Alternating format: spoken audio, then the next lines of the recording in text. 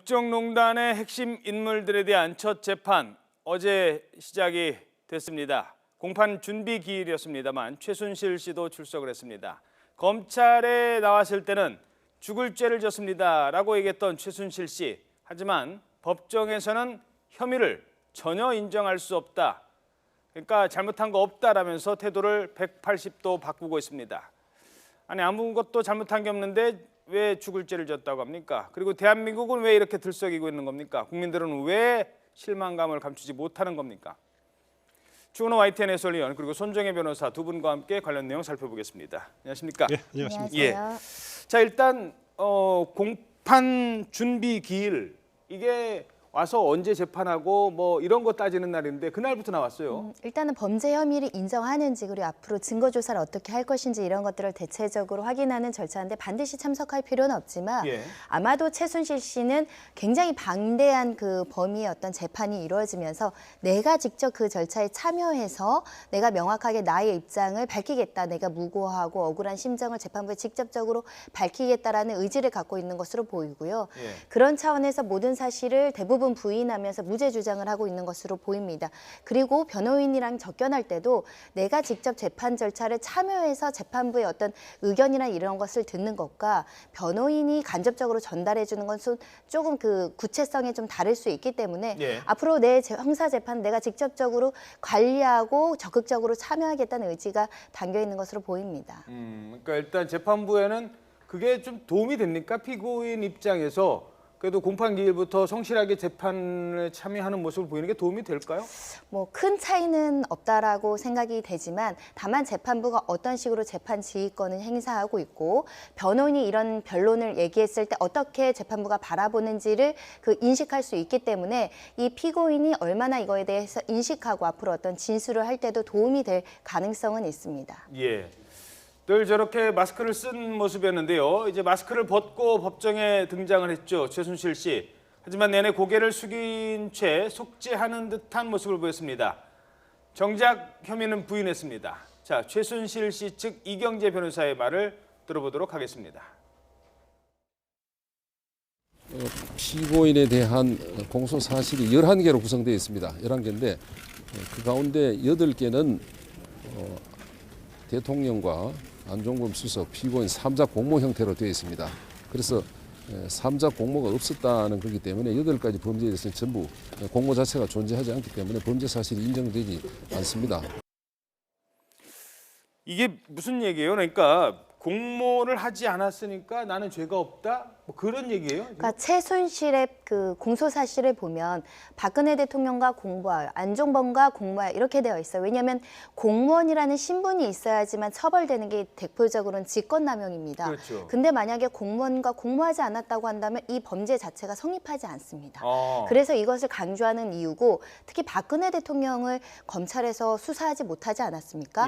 그럼 명확하게 박근혜 대통령과 최순실이 어떻게 공모했는지는 사실 미완의 단계라고 볼 여지도 남아있는 겁니다. 왜냐하면 최순실이 이에 대해서 일방적으로 공모한 적이 없다라고 일관되게 수사기관에서 진술했을 것이고 그런 검찰에서는 다른 참고인들 진술이라든가 아니면 물적 증거 가지고 이 공모 관계를 입증을 해야 되는데 아시다시피 우리 형사재판은 무죄 추정이고 증거가 범죄는 있어도 증거가 부족하면 무죄 재판이 나올 수도 있는 겁니다. 공모한 증거를 찾아내야 돼요. 이런 검찰이 만약에 박근혜 대통령을 제대로 수사하지 못해서 발생하는 틈새를 집중 공략해서 증거 부족한 거 아니냐 합리적인 의심을 배제할 만큼의 검찰이 입증이 없었다라고 파고들게 되면 혹시라도 이것을 비켜나갈 수 있다라는 전략을 세우고 있는 것으로 보이고 우리 많은 증거들이 있다고 하지만 대부분은 사랑입니다. 인적 증거, 증인이라고 하잖아요. 증인의 진술이라는 거는 재판부가 바라보기는 시각에 따라 진술이 흔들릴 수도 있고 믿기 어려울 수도 있고 다른 기타의 그 사정에 의해서 사실은 조금 달라질 수 있는 부분이 있습니다. 그래서 지금 나오는 물적 증거가 굉장히 중요하죠. 태블릿 PC, 휴대전화 녹음, 수첩.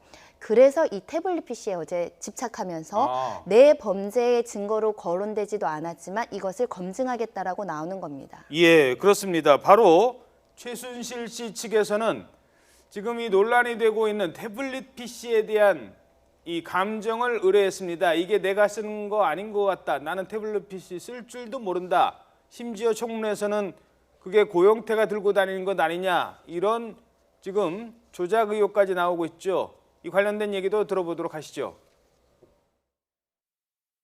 또 태블릿 PC에 관해서는 법원 측에 감정이 필요하다는 이유를 상세히 설명을 했습니다. 이것은 그 최의 전체 범죄 사실에 관해서 양형에 지대한 결정적인 영향을 미칩니다.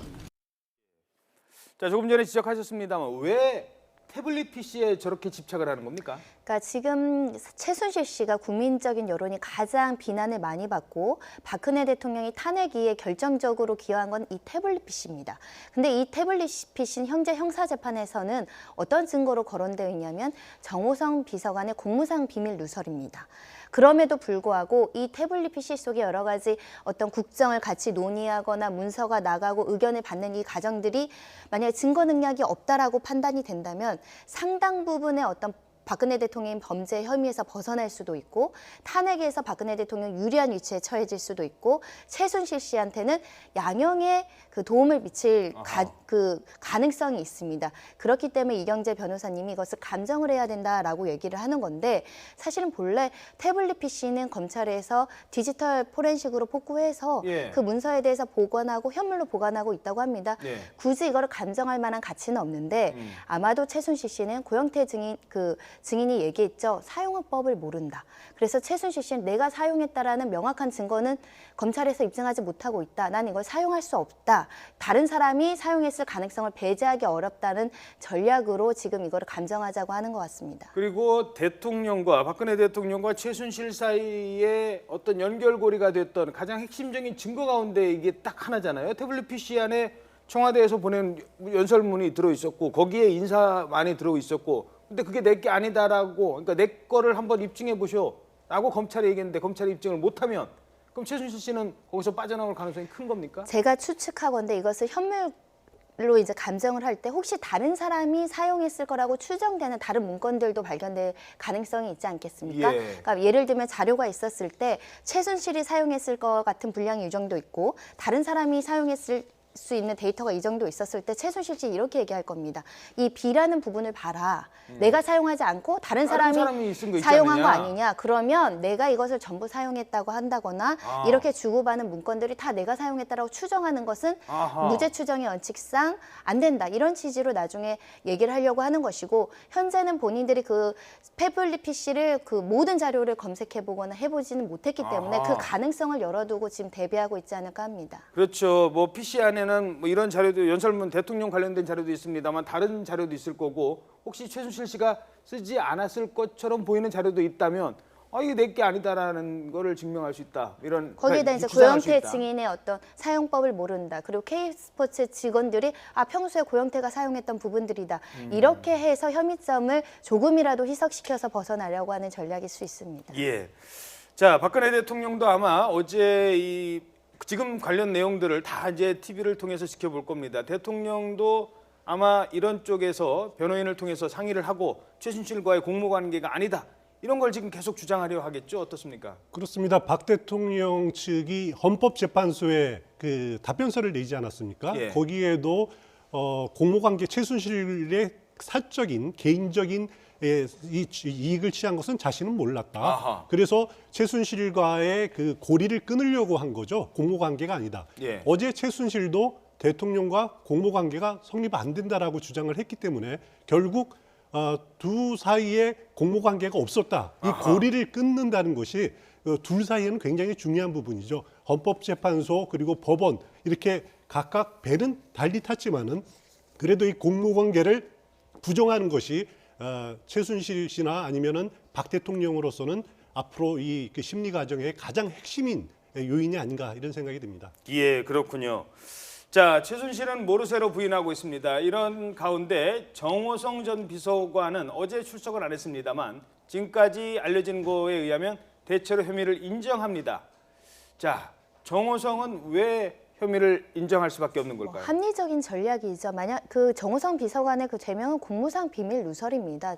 그 형량이 높지 않은 거고 아하. 집행유예도 사실은 잘 나올 수 있는 그 범죄이기 때문에 그 그냥 객관적인 증거가 있는데 무죄 주장을 해서 반성하지 않는다, 실형을 받을 바에는 객관적인 증거의 어떤 증거 능력을 그 어떻게 희석시키지 못하는 상황에서는 그냥 인정하고 자백하고 반성하고 있다라고 해서 집행유예로 1심 판결을 받기 위한 전략으로 보입니다. 아, 그렇군요. 게다가 이 휴대전화라는 압수물이 두 사람 간의 뭐 대통령과의 통화 내용, 최순실과의 통화 내용이 들어있는 이 정말 뭐 빠져나올 수 없는 이런 증거가 있다. 이것도 한몫했겠네요. 그리고 이 절차를 취득하는 과정에서도 검찰이 압수수색해서 가져갔기 때문에 절차에서 위법 사항도 전혀 없습니다. 아. 정호성 비서관 입장에서는 그 내용의 어떤 그 증명력을 다투지 못하면 그 절차 취득 과정에서 문제가 있으면은 최순실처럼 태블릿 PC를 그 뭔가 뭐 훔쳐간 거다 이런 식으로 할 수 있는데 검찰이 압수수색해서 가져간 증거가 명확하고 그렇죠. 그 증거의 내용에